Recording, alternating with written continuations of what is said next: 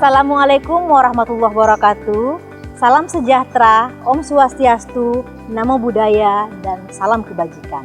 Selamat pagi semua para pembelajar yang budiman. Hari ini kita masuk dalam mata kuliah pemberdayaan masyarakat. Dalam pemberdayaan masyarakat kali ini kita akan membahas tentang metode PRA atau Participatory Rural Appraisal. Nah, seperti kita ketahui bahwa pemberdayaan masyarakat ini merupakan satu model pembangunan alternatif, di mana dalam pembangunan alternatif ini mencoba untuk menggeser paradigma pembangunan selama ini yang berpola top down menjadi satu model yang bottom up. Nah, dalam hal inilah maka diperlukan satu metode penelitian yang partisipatoris. Di antaranya adalah metode PRA atau Participatory Rural Appraisal. Oke, baik. Apa itu PRA dan bagaimana kaitannya dengan pemberdayaan masyarakat? Nah, kita akan membahas ini pada sesi kali ini. Jadi, kalau kita bicara tentang pemberdayaan masyarakat adalah satu pembangunan alternatif. Nah, di mana selama ini pembangunan yang terjadi atau berlaku di Indonesia dan beberapa tempat di belahan dunia ini, utamanya di negara berkembang, itu masih banyak yang bersifat top down, artinya dari atas ke bawah, lalu kemudian masih sangat sentralistik. Nah, sehingga mengakibatkan banyak sekali dampak-dampak pembangunan, utamanya pada bagaimana sebetulnya pembangunan ini tidak tepat sasaran.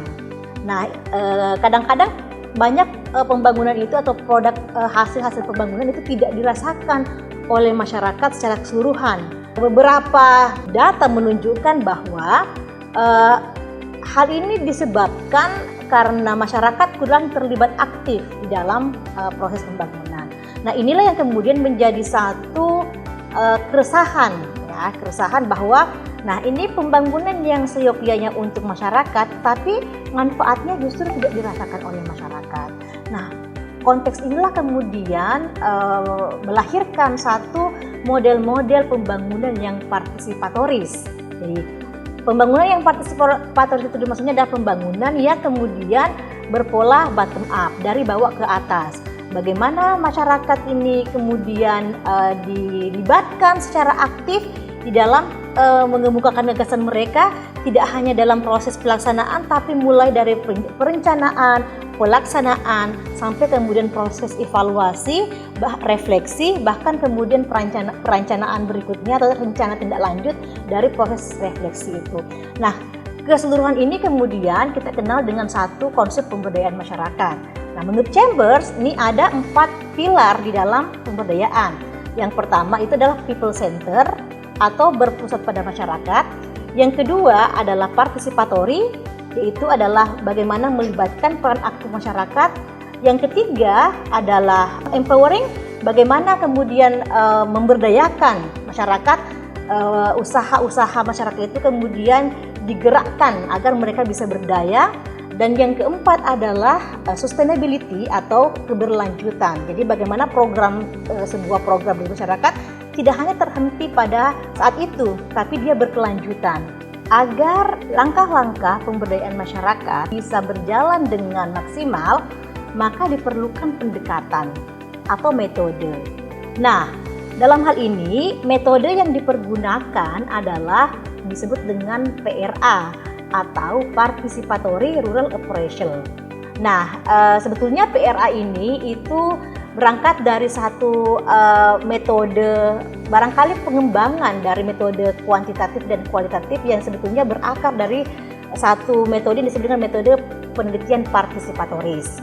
Jadi metode penelitian yang kemudian melibatkan masyarakat di dalam menggali data itu.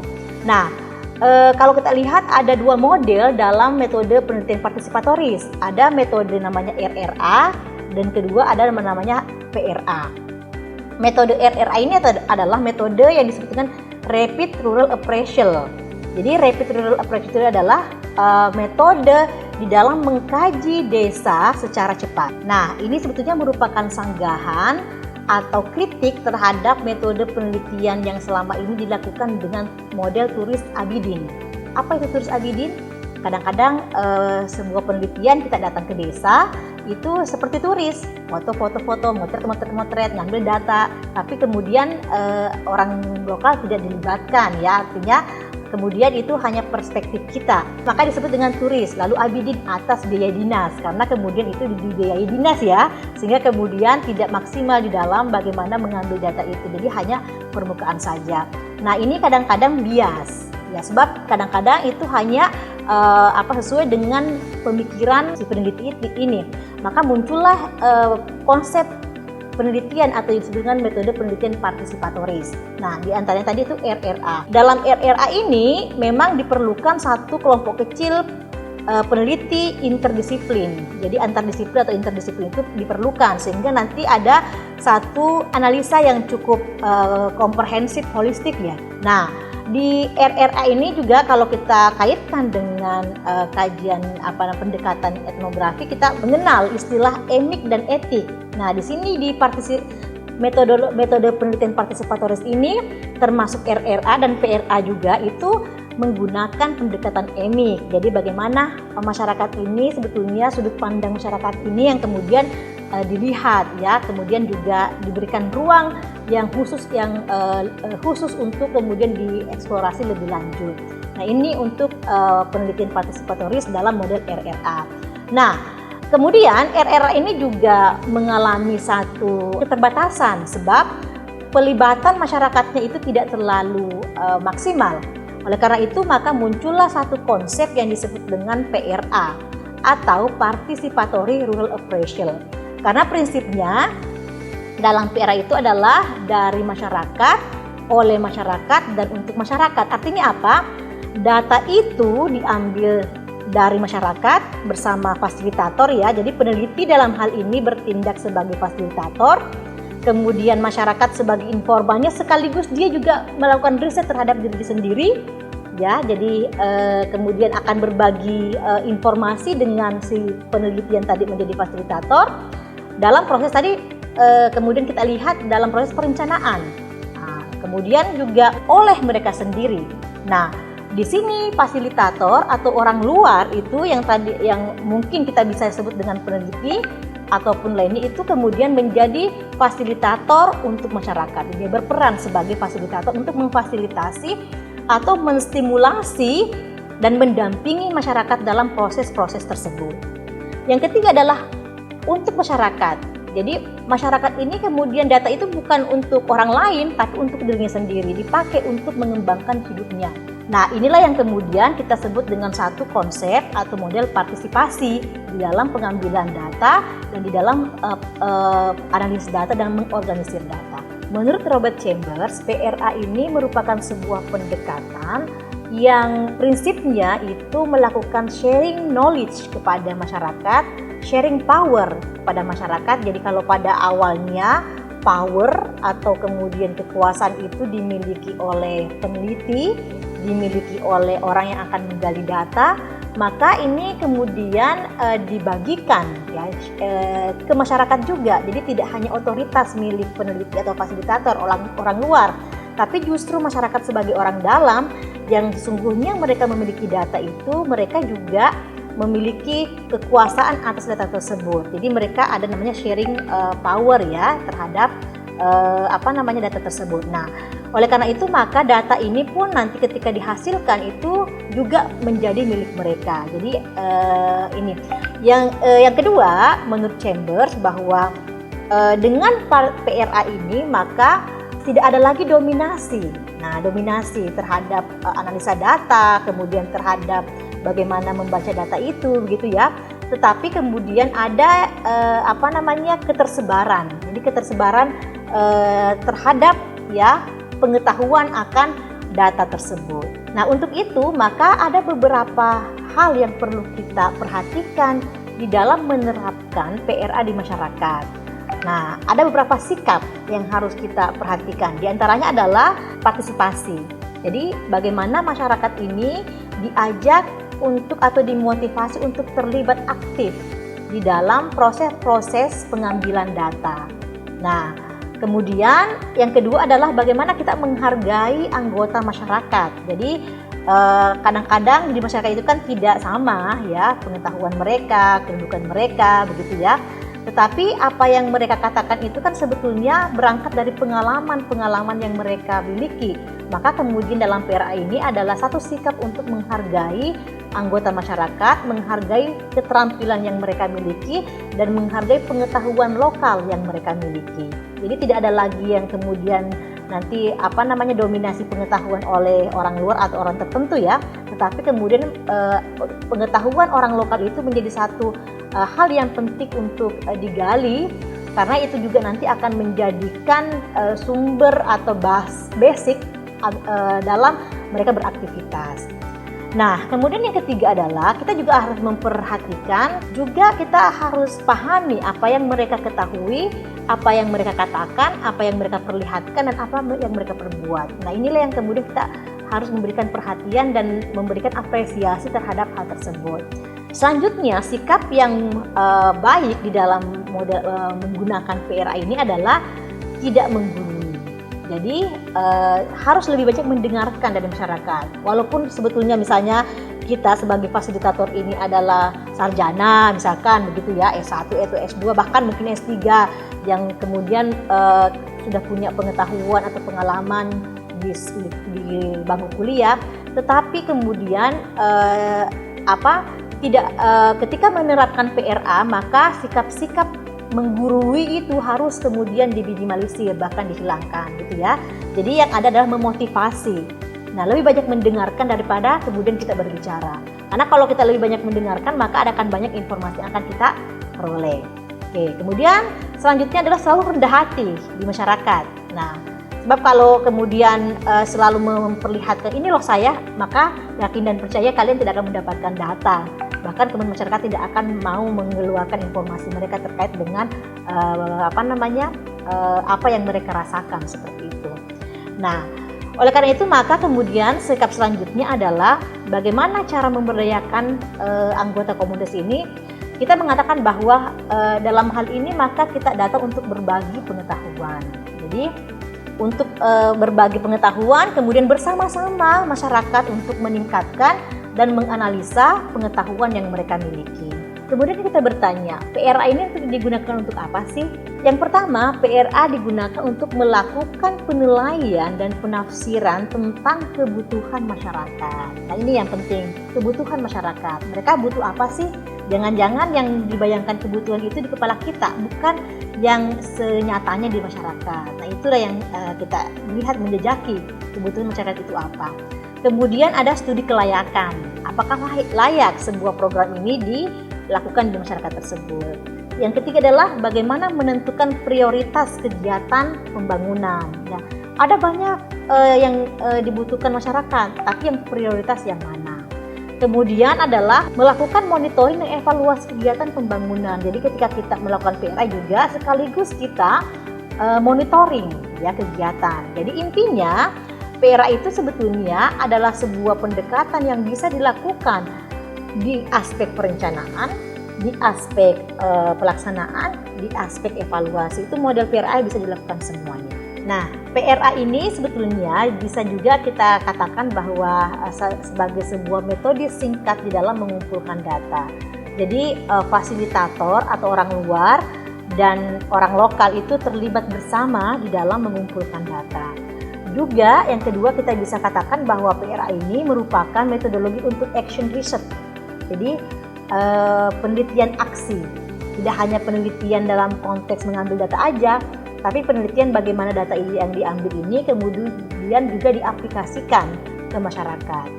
Nah, yang ketiga adalah PRA ini melibatkan orang luar dan orang lokal di dalam menganalisis informasi. Jadi ini penting, melibatkan orang luar dan orang lokal dalam menganalisis informasi. Selanjutnya adalah bagaimana mempraktikkan kesadaran kritis. Nah, di sini kita lihat bahwa biasanya masyarakat tidak mau terlibat banyak di dalam mengeksplorasi kehidupan mereka, begitu ya. Kalaupun terlibat tidak semuanya, hanya beberapa gelintir. Maka kemudian di PRA ini kita mengajak masyarakat untuk mereka merefleksikan apa yang mereka alami, apa yang mereka rasakan, sehingga mereka mampu untuk mengatakannya dan itu menjadi data untuk program pemberdayaan nantinya. Nah, kemudian yang selanjutnya adalah dengan PRA ini sebenarnya bertanggung jawab untuk membagi pengetahuan mereka atau pengetahuan masyarakat tentang hidup dan keadaan masyarakat lokal, agar dengan pengetahuan ini menjadi bahan bagi mereka untuk berencana dan bertindak ya untuk kemandirian kehidupan mereka. Oke, dalam melakukan atau merancang sebuah program pemberdayaan, maka PRA ini digunakan dalam semua siklus ya, siklus kegiatan. Nah, oleh karena itu kita bisa melihat bahwa PRA ini sebetulnya dia akan muncul pada semua daur program atau siklus kegiatan. Tadi mulai dari penjajakan kebutuhan ya. Kemudian di sana kalau dalam penjajakan kebutuhan ini ada kita mengkaji masalah dan kebutuhan masyarakat desa. Lalu kemudian maju lagi setelah itu ada perencanaan kegiatan. Nah, di sana dalam perencanaan kegiatan ini kita akan melihat atau mengkaji potensi dan alternatif kegiatan masyarakat terlibat di dalamnya. Kemudian setelah ada perencanaan tadi ada pelaksanaan kegiatan. Nah, di pelaksanaan kegiatan ini PRA digunakan sebagai sikap dan perilaku petugas lapangan atau fasilitator. Lalu daur berikutnya adalah pemantauan kegiatan. Di pemantauan kegiatan ini kita melihat bahwa teknik PRA dipergunakan untuk melihat pertimbangan atau perkembangan dari program tersebut. Nah, kemudian terakhir adalah evaluasi kegiatan, di mana dalam evaluasi kegiatan ini teknik PRA untuk mengkaji hasil akhir program. Dan pada akhirnya evaluasi ini juga nanti muncul ada refleksi. Nah, refleksi ini menjadi dasar untuk aksi berikutnya. Jadi aksi berikutnya adalah perencanaan. Mulai lagi pada perencanaan inilah yang disebut dengan daur program atau siklus yang tidak pernah berhenti. Jadi ketika kemudian sudah sampai pada tahap evaluasi dan refleksi, lalu maju lagi untuk merencanakan program berikutnya atau aksi berikutnya dan seterusnya seperti itu. Sampai kemudian masyarakat mengalami kemandirian dan kemudian terberdaya dalam berbagai macam aktivitas tersebut. Jadi ada beberapa metode yang bisa digunakan. Yang pertama adalah observasi. Nah, caranya mengobservasi bersama-sama masyarakat, mengobservasi atau mengamati lingkungan yang ada di sekitar. Yang selanjutnya adalah secondary data reviews atau mereview data-data sekunder. Misalkan apa? Misalkan ada monografi desa, ada peta desa, ada mungkin tulisan-tulisan leluhur ya atau orang tua tentang desa tersebut, maka kemudian bersama-sama masyarakat juga kita mencoba untuk menganalisa itu. Ada lagi metode PR yang lain seperti semi structure interview atau wawancara semi terstruktur. Jadi ketika bertemu dengan masyarakat, bersama-sama kita mewawancarai atau melakukan dialog dengan masyarakat tersebut terkait dengan apa yang mereka hadapi. Yang selanjutnya ada yang disebut dengan analytical game atau game-game digunakan di masyarakat kita ketika pelatihan. Misalnya kita mempergunakan game tetapi itu dirancang untuk merangsang daya kritis atau daya analitik masyarakat terkait dengan masalah yang mereka hadapi. Kemudian ada juga stories and portraits, artinya menggunakan cerita, menggunakan gambar di dalam menjelaskan atau masyarakat mengeksplorasi data mereka, informasi mereka dengan menggunakan cerita dan gambar seperti itu. Nah, selanjutnya ada lagi diagram. Jadi bagaimana kemudian kita menggunakan diagram di dalam mengeksplorasi data yang ada di masyarakat. Jadi ketika masyarakat menjelaskan datanya, ketika kita melakukan FGD misalkan gitu ya, lalu masyarakat menjelaskan data mereka, maka fasilitator membuatkan diagram. Seperti diagram misalkan bagaimana jarak antara masyarakat dengan pemerintah, apakah jauh apa dekat begitu ya. Nah, sehingga kemudian langsung bisa terlihat seperti apa sebetulnya formasi sosial yang ada di sana, masalah apa yang mereka hadapi begitu ya. Nah, karena dengan diagram ini langsung disebut dengan data visual, bukan lagi kemudian data deskriptif tapi data visual. Nah, kemudian disinilah nanti juga penting juga masyarakat ada pelatihan, ada workshop yang Workshop yang kemudian diorientasikan untuk meningkatkan kemampuan masyarakat. Jadi pelatihan-pelatihan apa, dan pelatihan itu juga bersumber dari kebutuhan masyarakat yang telah kita gali dari proses sebelumnya gitu. Nah, kemudian maka kita melakukan mapping atau pemetaan terhadap dalam konteks ini pemetaan lingkungannya, pemetaan aspek sosial budayanya. Jadi itu ya, jadi digunakan di sana.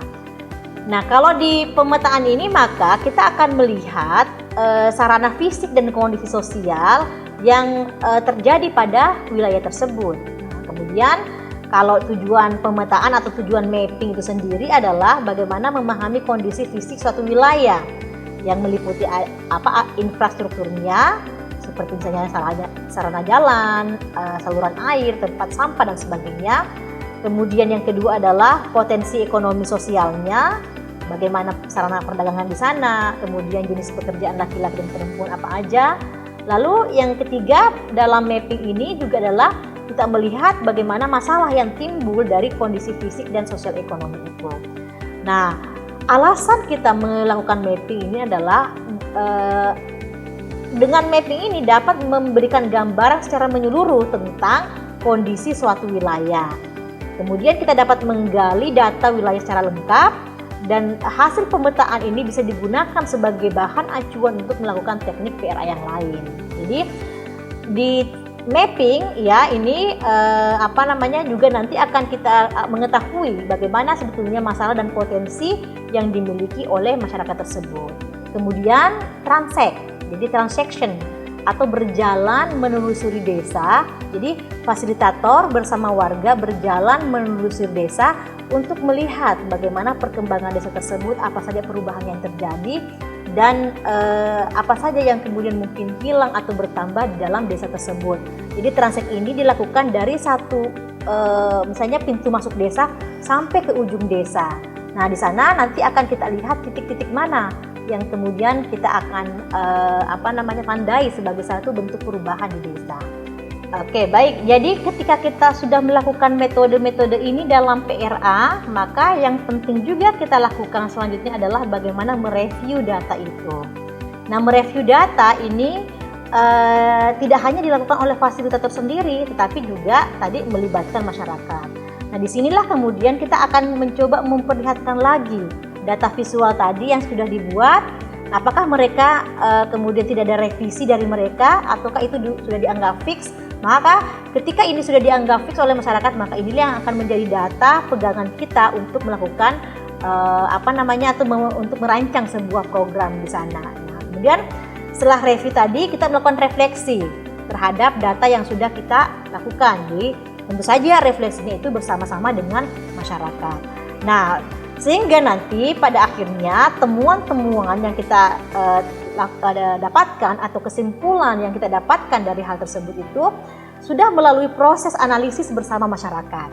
Ya, kemudian disinilah kemudian akan mempermudah tim melakukan analisis data, lalu kemudian juga akan mengurutkan data, memprioritaskan kebutuhan, lalu kemudian juga pada akhirnya merancang sebuah kegiatan yang memang betul-betul itu adalah kebutuhan masyarakat, bukan keinginan masyarakat atau keinginan pemerintah. Jadi disinilah maka peran PRA sangat penting di dalam memetakan, ya, kemudian merencanakan dan melaksanakan sebuah kegiatan-kegiatan untuk masyarakat, dan memang itu berbasis pada kebutuhan yang dimiliki oleh masyarakat. Demikian kuliah kita pada pagi hari ini, dan semoga dengan materi-materi PRA ini dapat memberikan insight baru kepada rekan-rekan mahasiswa semua, para pembelajar yang budiman, sehingga kita bisa melakukan satu aksi-aksi pemberdayaan masyarakat yang memang digali dari atau berdasarkan pada kebutuhan real di masyarakat itu sendiri. Dan semoga dengan PRA ini juga membekali kita untuk semakin banyak berkiprah dan memberdayakan atau melakukan aksi-aksi kecil di masyarakat, walaupun kecil tetapi berarti untuk kemandirian dan mengembangkan kehidupan mereka. Terima kasih atas perhatiannya, mohon maaf atas segala kekurangan, dan saya akhiri kuliah kita pada hari ini dengan salam sepada, Assalamualaikum warahmatullahi wabarakatuh.